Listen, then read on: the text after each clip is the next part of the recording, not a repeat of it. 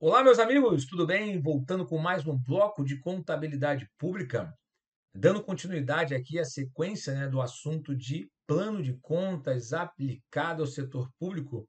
Nós falamos já de uma maneira geral, né? Qual é o objetivo, para que serve. Agora é importante a gente entender o que é uma conta, né? O que é uma conta contábil, né? Ou seja, e obviamente de que forma nesse plano de contas acaba gerenciando nessa conta contábil, quais são as regras existentes, né, nesse plano de contas, né, aplicado ao setor público. Então, eu preciso primeiramente saber o que é uma conta contábil e a gente vai evoluindo aqui, né, com o que é determinado, né, pelo STN em relação à contabilização, né, dos fatos, né, relativos a entidades do setor público. Legal? Vem comigo na tela. Então, conta contábil basicamente é uma expressão qualitativa e quantitativa de fatos de mesma natureza, né, evidenciando a composição, variação, estado do patrimônio, bem como de bens, direitos, obrigações, situações nele não compreendidas, mas que direto ou indiretamente possam vir a afetá-lo, né? Então, ou seja, a conta contábil ela evidencia, né, algo que pode vir a afetar meu patrimônio, né, ou não, né? Ou seja, então, por isso que existem as contas de controle também, né? Ou seja, elas podem vir a afetar e as contas patrimoniais normalmente afetam, né?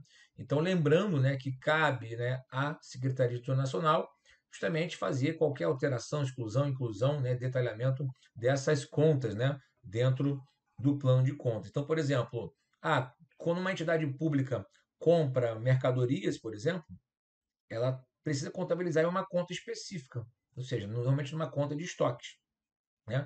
Quando eu faço a entidade pública contrai um empréstimo, essa obrigação de pagar o empréstimo precisa ser registrada numa conta específica chamada de empréstimos a pagar, financiamento a pagar e a entrada do recurso financeiro na conta caixa, na conta banco, enfim, eu preciso ter a nomenclatura para as contas para, vamos dizer assim, quantificar, né, ou qualificar aquela operação.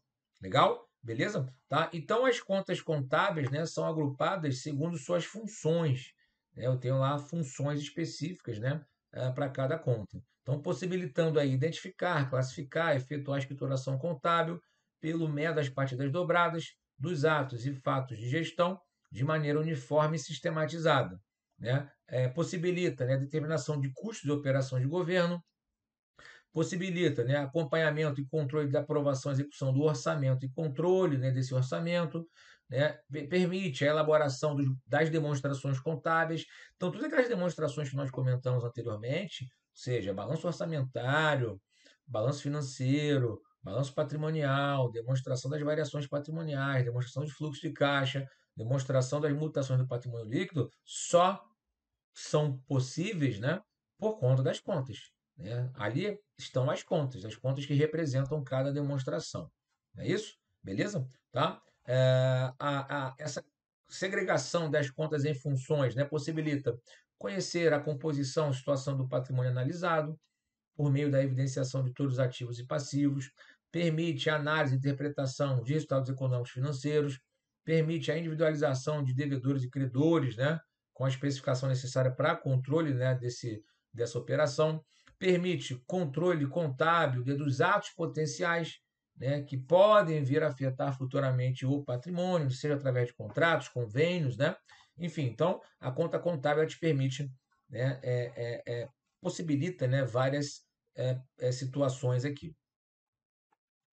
No PECASP, né, no próprio plano de contas aplicado ao setor público, né, basicamente as contas são identificadas com códigos, né, códigos específicos, ou seja, é muito mais fácil eu controlar por numeração do que por nome, porque por nome eu poderia abreviar, ou poderia ter alguma coisa errada, mas no código eu já não tenho, né? Então, ou seja, eu tenho 7 níveis de desdobramento composto por 9 dígitos.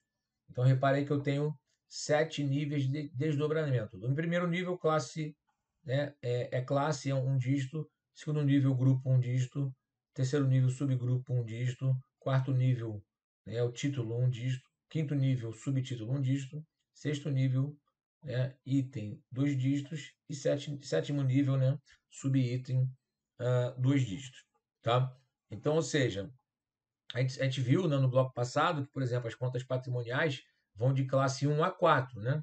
1 são os ativos, por exemplo, 2 passivos, 3 variações patrimoniais diminutivas, 4 variações patrimoniais aumentativas, né? Então, ou seja, que o primeiro é o ativo, né? Se for o número 1, e eu tenho um ativo circulante, por exemplo, né? Ou seja, pode ser 1.1, né? Que seria o segundo nível aqui, né?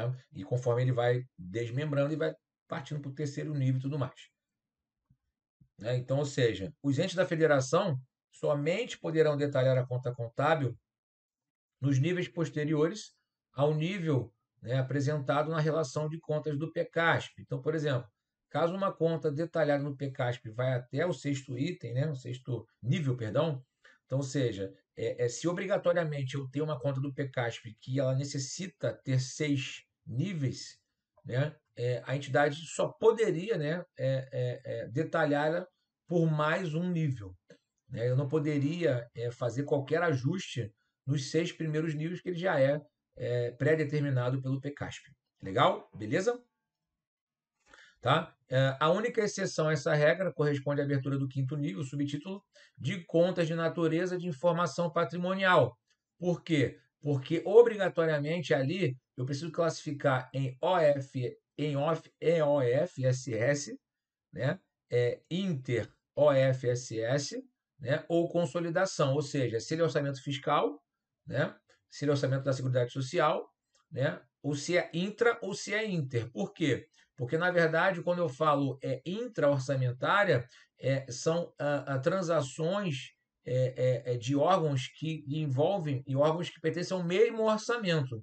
Então, se eu colocar esse intra ali, né, o que está me dizendo ali? Eu tenho transações de órgãos que fazem parte do mesmo orçamento. Então, para fins de consolidação, esse cara não vai entrar, né? Então, eu preciso detalhar isso, né, justamente para saber se aquela conta vai ser consolidada ou não.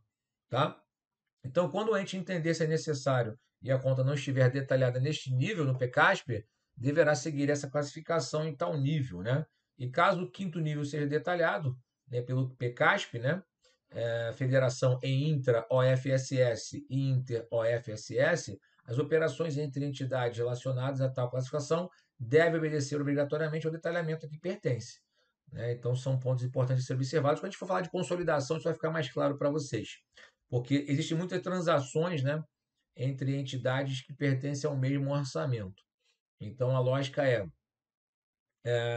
para identificar o que vai ser consolidado ou não, eu coloco algum código que vai identificar se aquilo ali vai ser, se pertence a intra, né, orçamento ou inter orçamento. Beleza? Olá, meus Tá? amigos, minhas amigas. Inicialmente eu peço licença a vocês, pois interrompi os seus estudos, mas essa videoaula é uma videoaula demonstrativa para você conhecer o nosso serviço aqui da Lá Concursos. Nós aqui da Lá Concursos, nós estamos montando o melhor curso para a Universidade Federal de Pernambuco, especialmente para 2 cargos específicos, para o cargo assistente em administração e para o cargo técnico em administração. Qualquer um desses cargos, o nosso curso completo, ponto a ponto digital, super competitivo, 100% gravado em AD em estúdio profissional por apenas R$ 119,90. Quer se matricular? Quer assistir o restante dessa videoaula? Quer o PDF e quer muito mais aulas? Clique aqui embaixo, você vai ser direcionado diretamente para o nosso site e vem estudar com a gente aqui na LAC que você não vai se arrepender. Bacana? Forte abraço, fique com Deus, tchau, tchau.